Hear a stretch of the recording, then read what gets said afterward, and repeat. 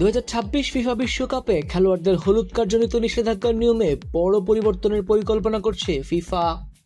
দীর্ঘদিন ধরে প্রচলিত নিয়ম অনুযায়ী টুর্নামেন্টে 2টি হলুদ কার্ড দেখলে একজন খেলোয়াড় পরবর্তী ম্যাচে নিষিদ্ধ হন।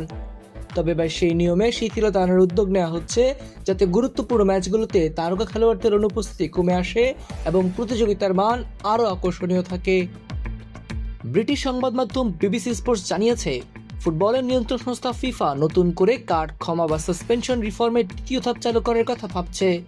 প্রস্তাব অনুযায়ী বিশ্বকাপের গ্রুপ পর্ব শেষ হওয়ার পর খেলোয়াড়দের সঞ্চিত হলুদ কার্ড বাতিল হয়ে যাবে। একইভাবে কোয়ার্টার ফাইনাল শেষ হওয়ার পরও আরেক দফা কার্ড মুছে দেওয়ার নিয়ম থাকতে পারে। বর্তমান কাঠামোয় একজন খেলোয়াড় যদি প্রথম 5 ম্যাচের মধ্যে 2টি হলুদ কার্ড দেখেন, তাহলে পরবর্তী ম্যাচে তাকে নিষিদ্ধ হতে হয়। কারণ নকআউট পর্ব পর্যন্ত পৌঁছাতে একটি দলকে সাধারণত 5টি ম্যাচ খেলতে হয়। এই নিয়মের কারণে অনেক সময় গুরুত্বপূর্ণ ম্যাচের আগে মূল খেলোয়াড়ের হারানোর ঝুঁকি তৈরি হয়। Which is the world-class cable brand? Walton Cables, নিরাপদ আগামী সংযোগ। কিন্তু 2026 বিশ্বকাপে চিত্র বদলে যাচ্ছে। প্রথমবারের মতন 32 দলের পরিবর্তে 48টি দল অংশ নিচ্ছে ফুটবল বিশ্বকাপে।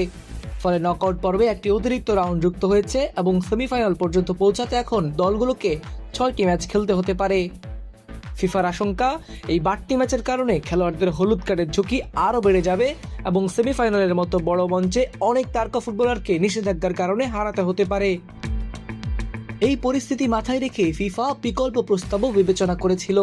সেখানে বলা হয়েছিল, নিষেধাজ্ঞার জন্য 2টি হলুদ কার্ডের পরিবর্তে 3টি কার্ডে শর্ত রাখা যেতে পারে। তবে শেষ পর্যন্ত সে ধারণা থেকে সরে এসে বর্তমান নিয়মকে আরও স্মার্টভাবে সংশোধনের পথে হাঁটছে সংস্থাটি। নতুন প্রস্তাব অনুযায়ী কার্ডের নিয়ম আগের মতোই থাকবে, অর্থাৎ 2টি হলুদ কার্ডে নিষেধাজ্ঞা কার্যকর হবে। তবে এটি 2টি আলাদা ধাপে ভাগ করা হবে।